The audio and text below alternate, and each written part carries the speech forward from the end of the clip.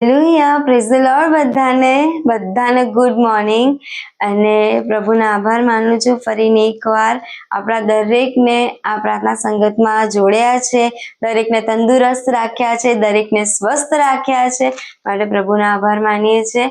અને આજે પ્રભુનું વચન જે આપણી પાસે આવ્યું છે તે તો બહુ મહત્વનું છે આપણા દરેકના જીવનોને માટે, અને એ છે કે આપણે પ્રભુની સાક્ષી આપવાની છે।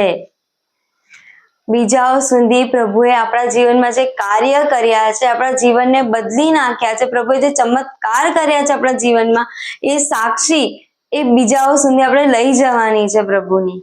અને એ સૌથી મોટી બાબત છે જેમાં આપણે થોડા ખચવાતા હોઈએ છે, હે ને। જ્યારે ઘણા બધા લોકો બેઠા હોય ને ત્યારે આપણે પ્રભુની વાત કોઈની આગળ મૂકવી હોય ને તો અમુક લોકો એવા હોય છે જે બિંદાસ કહી શકે છે, પણ ઘણી બધી બાબત એવી હોય છે કે આપણને એમ થાય છે કે આ લોકો શું કહેશે મારા વિશે, આ વસ્તુ હું કહું કે ના કહું। આ વસ્તુ આપણને અંદરથી અંદર ક્યાંક ને ક્યાંક રોકી લે છે પ્રભુની સાક્ષી તે બીજા સુધી પહોંચાડવાને માટે। તો આવો આજે સાક્ષી આપવાને માટે પ્રભુનું વચન શું કહે છે તે આપણે સાંભળીએ। પહેલું વચન છે પ્રેરિતોના કૃત્યો 1 અધ્યાય અને તેની 8મી કલમ।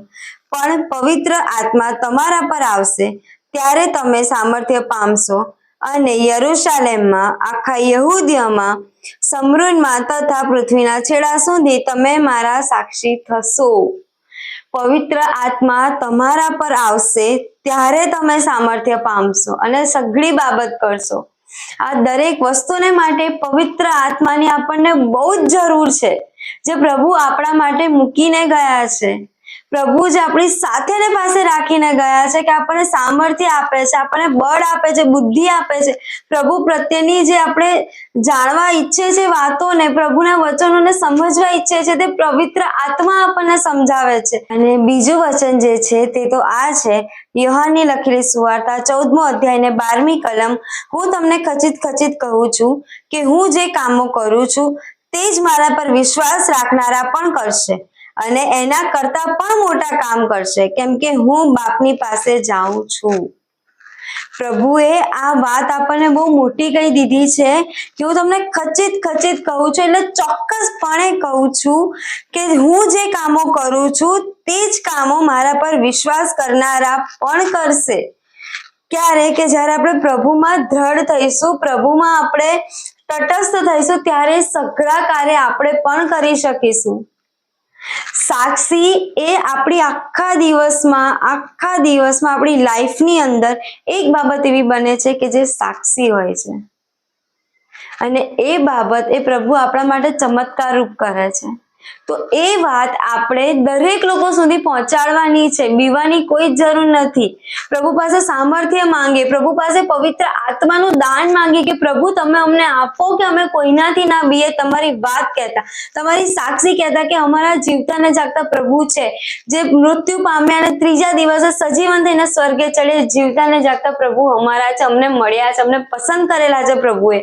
એ સાક્ષી આપતા આપણે ક્યારેય ના અચકાઈએ। આવો આપણે પ્રાર્થના કરીને પ્રભુ પાસે સામર્થ્ય માંગે, બળ માંગે અને ખાસ પવિત્ર આત્માનું દાન માંગે કે તે દાન આપણી પર આવે, પ્રભુનું પરાક્રમ આપણા પર વહેતું થાય અને પ્રભુ ઈસુના નામમાં એ આપણા સઘળાને સામર્થ્ય મળે અને તેમનું બળ, બુદ્ધિને ઢાપણ મળે। આવો પ્રાર્થના કરીએ।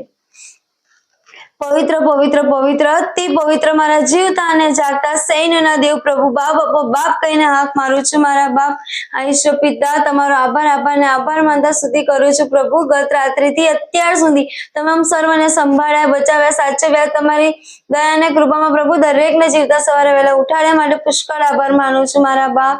ઈશ્વર પિતા અત્યારે જ્યારે અમે સઘળા તમારી આગળ નમ્યા છે પ્રભુ, ત્યારે બાપ હું માંગી લઉં છું મારા બાપ, મારાથી લઈને સગળા જે વિડીયોમાં જોડાયેલા છે પ્રભુ, સર્વના પાપોને તમે માફ કરો મારા બાપ। હા બાપ, સૌથી પહેલા અમને તમે પાપથી મુક્ત કરો પ્રભુ। જાણતા અજાણતા વાણી, વિચાર, વર્તન દ્વારા પ્રભુ અમારાથી કઈ પાપ થયા હોય તો પ્રભુ ઈસુના નામમાં તમે અમને માફ કરો મારા બાપ। હા ઈશ્વર પિતા, તમે અમારી સાથે ને પાસે રહો પ્રભુ. હા ઈશ્વર પિતા, તમે અમારી દયા અને કૃપા કરો પ્રભુ.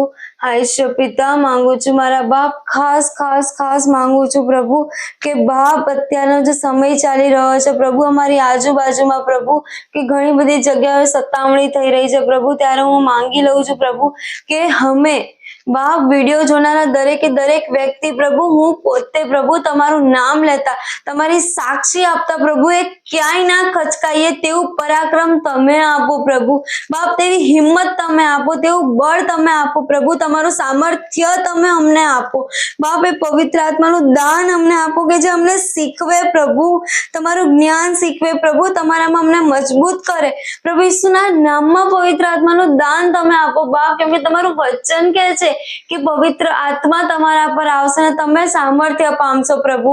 હા ઈશ્વર પિતા, તમે દયા કરો પ્રભુ, તમે કૃપા કરો, અમે તો માણસ પાત્ર છે પ્રભુ. હા મારા બાપ, અમારાથી તો ચાલતા ચાલતા ભૂલ થાય છે પ્રભુ, બોલવામાં ભૂલો થઈ જાય છે, પાપ થઈ જાય છે પ્રભુ, વિચારવામાં પાપ થાય છે, પણ પ્રભુ તમે અમને તમારા હાથમાં ઉચક્યા છે માટે હું આભાર માનું છું બાપ. તમે અમને બાપ અમારા પાપો માફ કર્યા છે માટે આભાર માનું છું બાપ. બાપ તમે સર્વના પાપોને તમારા માથે લીધા છે માટે હું આભાર માનું છું પ્રભુ. અને એ વાતની સાક્ષી પ્રભુ, જ્યારે તમે અમને કીધું છે કે તમે આખા દેશમાં જઈને પ્રભુ તમે સાક્ષી આપો, કે પૃથ્વીના છેડા સુધી તમે અમને સાક્ષી આપવા માટે એ વચન આપ્યું છે પ્રભુ, તમે હુકમ કર્યો છે, ત્યારે બાપ એ હુકમને લાગુ કરવાને માટે પ્રભુ તમે અમને બળ આપો, અમને સામર્થ્ય આપો, તમારું પવિત્ર આત્માનું માર્ગદર્શન તમે અમને આપો પ્રભુ. હા મારા બાપ, બાબા પ્રાર્થના વિનંતી માંગુ છું પ્રભુ, પ્રભુ ઈસુ ખ્રિસ્ત નાઝરીના નામમાં માંગુ છું પ્રભુ, કે જેમના માટે કંઈ જ અશક્ય નથી. માણસોને જે અશક્ય છે તે દેવને સઘળું શક્ય છે પ્રભુ. અમે તો બાપ નિર્બળ પાત્ર છે બાપ, અભણ પાત્ર છે, અબળ પાત્ર છે પ્રભુ, પણ મારા બાપ અબળને બાપ બળ આપનારે તમે છો મારા બાપ, ને એ ચમત્કારે તમે દરેકના જીવનમાં ભરી દો પ્રભુ.